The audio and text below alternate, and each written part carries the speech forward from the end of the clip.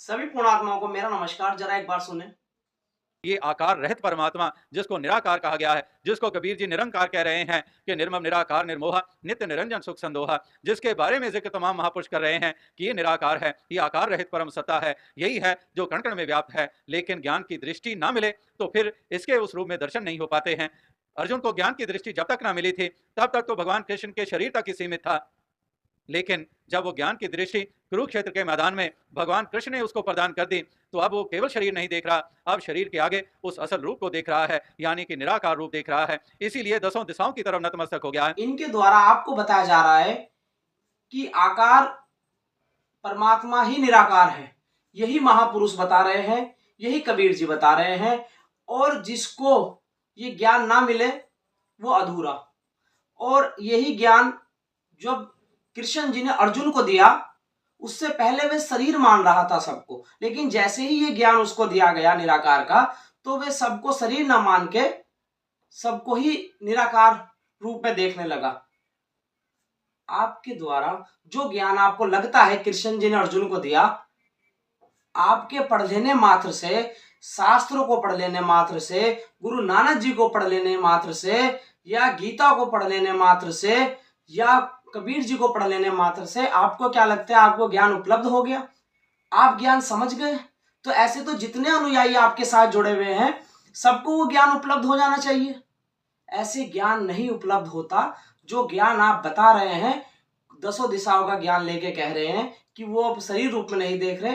अगर ऐसा ही था तो मुझे आप इसका उत्तर दें। आप नहीं है, ये जो आपकी जगह जो गद्दी पे बैठा है वो इसका उत्तर दे दें कि जब अर्जुन को भगवान ने, कृष्ण भगवान आप कह रहे हैं कि उन्होंने ज्ञान उपलब्ध करा दिया, तो उसके बाद तो कोई प्रश्न ही नहीं बचता था, ज्ञान उपलब्ध हो चुका था।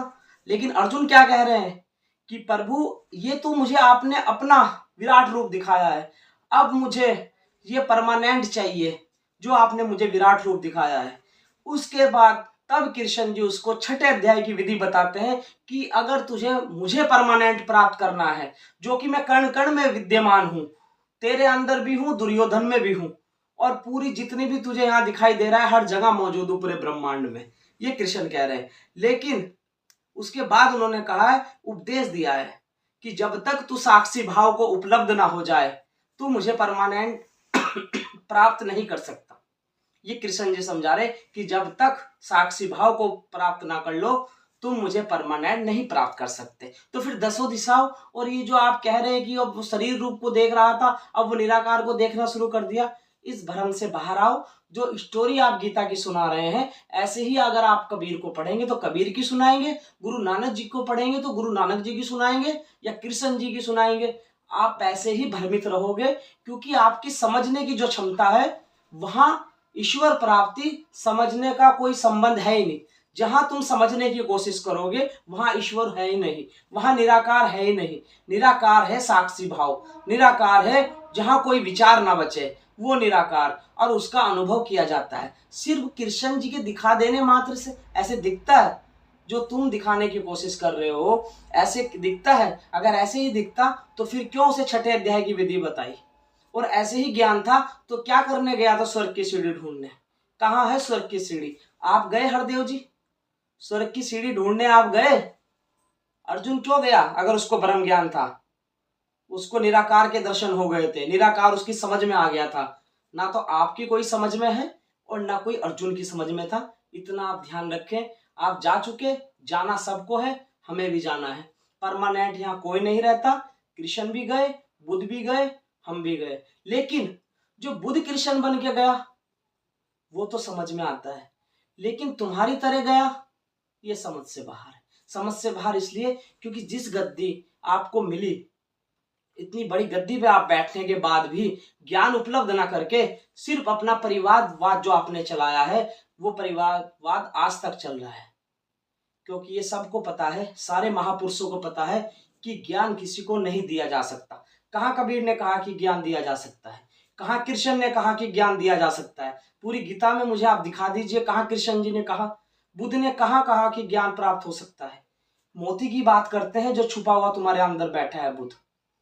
कृष्ण भी कहते हैं मैं तुम्हारे अंदर हूं, खोज सको तो खोज लेना, जब साक्षी भाव में चले जाओ।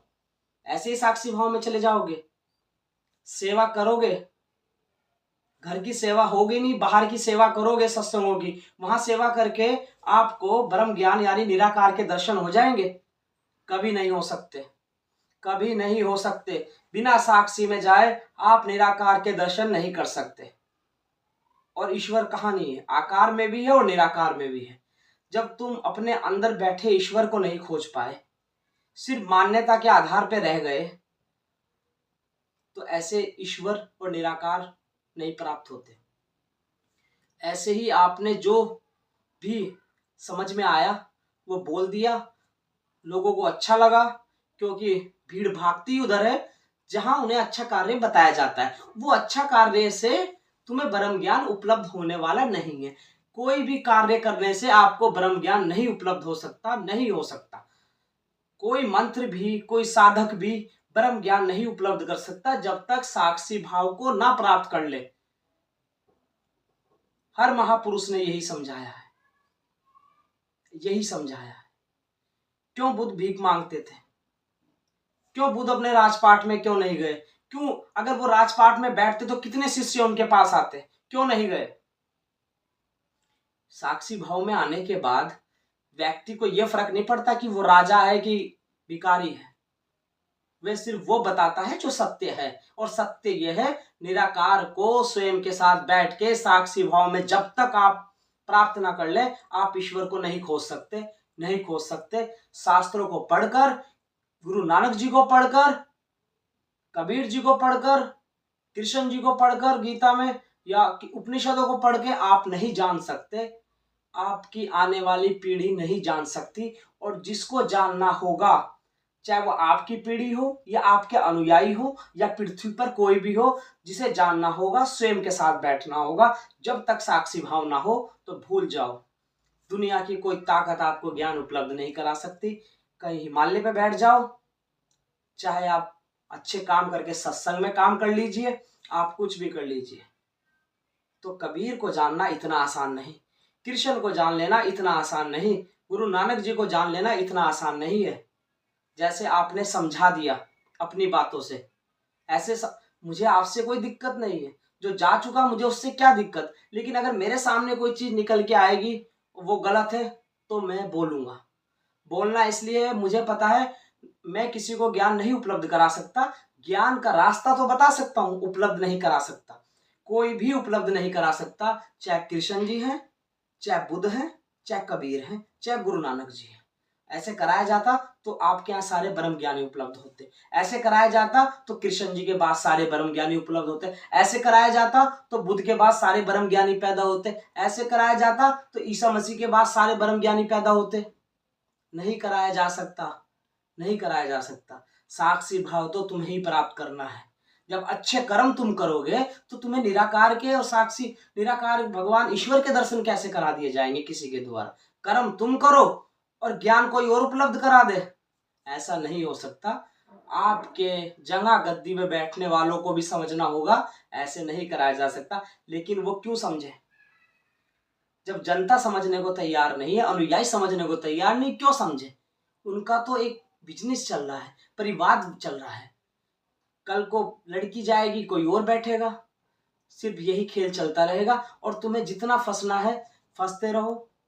अनुयायियों से मुझे दिक्कत नहीं, क्योंकि जिसको जो करना है वो करना ही है। मैं किसी को सुधार नहीं सकता। सिर्फ रास्ता बताने के लिए महापुरुष आते हैं। जो मुझे पता है मैं बता रहा हूं, तुम स्वयं के साथ बैठो मत बैठो, कोई समस्या नहीं है। समस्या सिर्फ मेरे सामने जो आई है कि जो चीज गलत है मैं उस पर अपने विचार रखता हूं। विचार यानी जो सत्यता है वो मैं बताता हूं।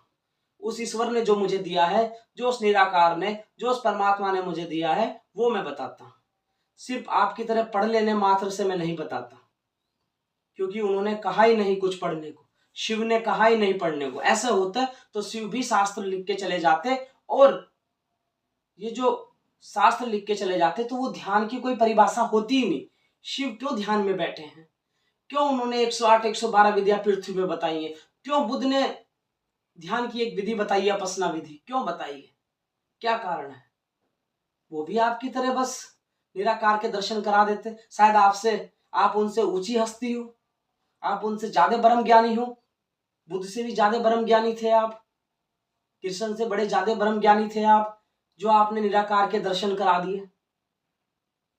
अर्जुन को नहीं कृष्ण करा पाए तो भूल जाइए कोई भी नहीं करा सकता।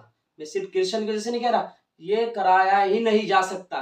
बिना मेरे रोटी खाए मेरे पेट में रोटी जाने वाली नहीं है, बिना मेरे जाने कोई मुझे साक्षी भाव ईश्वर के दर्शन नहीं करा सकता। साक्षी भाव यानी निराकार के दर्शन नहीं करा सकता, और साक्षी भाव में होने के बाद ही मैं परमात्मा यानी ईश्वर को जान सकता हूँ, अन्यथा कोई उपाय नहीं है। जितने भी पुण्य आत्मा मुझे सुन रहे हैं सबको मैं नमस्कार।